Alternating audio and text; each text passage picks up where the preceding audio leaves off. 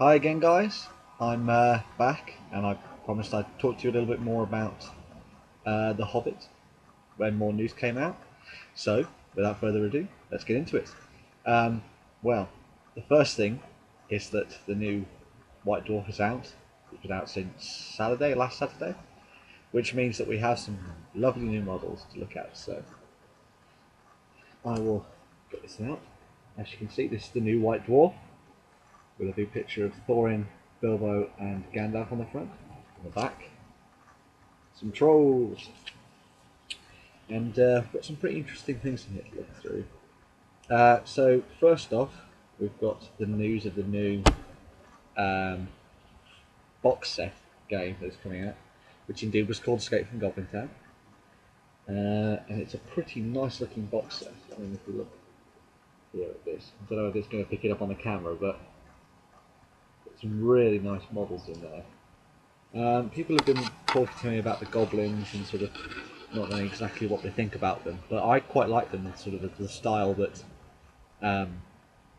you've got sort of these subterranean goblins that haven't really seen the light of day, and they're all twisted and bent out of shape because they sort of live in these narrow passages and stuff.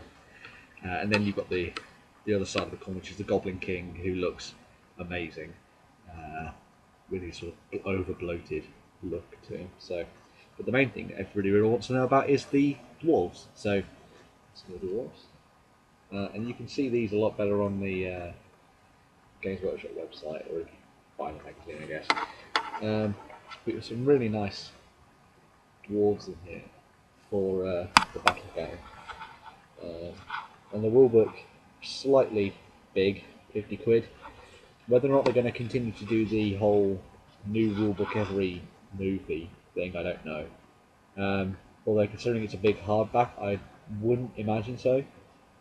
I would say that they're going to have source books a little bit like Lord of the Rings does now, where you've got a Fellowship, a Return of the King, and a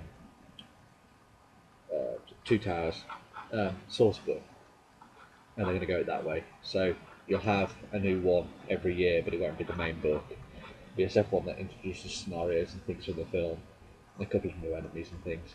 So you still have a pile of books, but you know, no more than you would if you were doing Dungeons and Dragons, for example. I mean, my Dungeons and Dragons shelf is full of books. But yeah, the new rulebook looks good. It's all full colour, as you can imagine. Some trolls there. Foils, which I think is quite nice as well. I mean, it's a bit different because they've obviously got to have cave trolls and trolls talking now, which they never did before. So that's weird. But I suppose some trolls are more intelligent than others. Others just grunt. So got the hunters, guys that have been pursuing Thorin and Co. across the mountains and into the forest. We've got a cool Fimble the Hunter, which I quite like actually. Fimble's quite cool.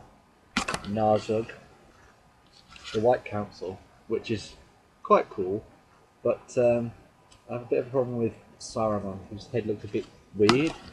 Looks a bit too, like he's got an elongated neck or something. It's just a bit off, but you know, that's just my opinion. I'm sure you have your own opinions, especially other guys. But I won't go into the price of this actually. So. We've got Bolg, who's quite a big badass. Goblin King. Well, Orc King, I guess, or Orc Fighter. Got the goblins themselves, here's a closer look at them. All raggedy. Got like a specially designed pack, which you can put your dwarf stuff in. Whether or not people are going to bother with that, I don't know. New paint set. They're re-releasing the Fellowship of the Ring actually as well. So you can get the plastic figures from the set, but how much is that coming in? I think it's 30 quid, I think it is. Quid is pounds for anyone who's not British, I guess. But yeah, the Hobbit stuff's all looking quite nice. I mean, I'm waiting to see what the actual forums and stuff say about it on Saturday when the book comes out and people actually have had a chance to digest it.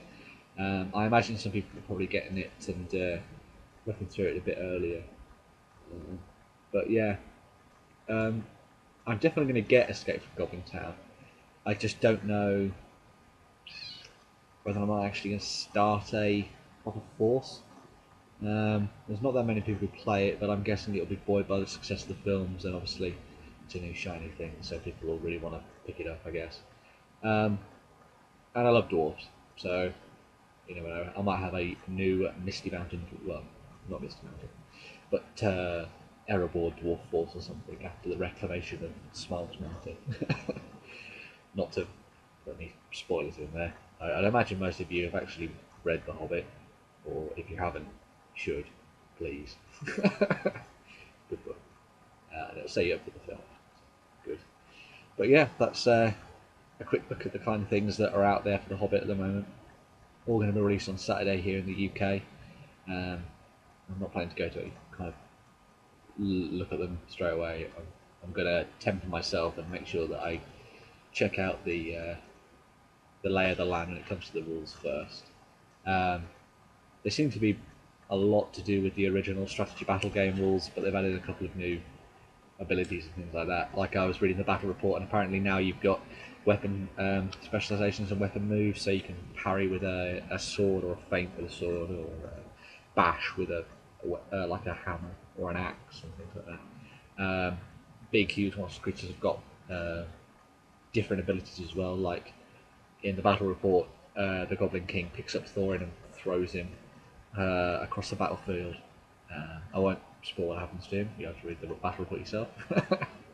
But doesn't go according to plan.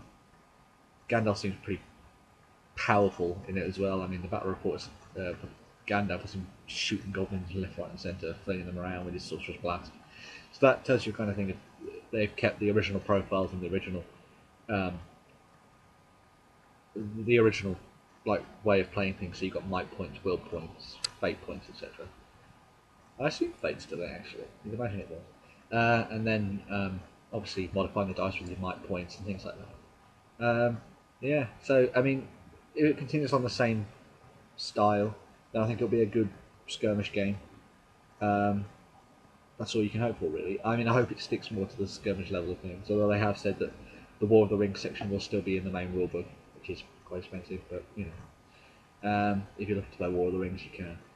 The little rulebook that comes in the starter set, I'd imagine, will have the rules in it. It just won't have all the pretty artwork that you get in the main rulebook. But then again, this is Lord of the Rings, and you can find artwork for Lord of the Rings anywhere. You can find background for Lord of the Rings anywhere. Yeah. It's not like Warhammer or 40k where that's your main source of canon. Especially since Black Library and stuff do loose canon. that's the term apparently. Yeah. So there's nothing really affecting you in terms of getting the rulebook unless you really want this glossy thing to go on your mantelpiece or whatever it is. So yeah. It's all looking pretty good so far.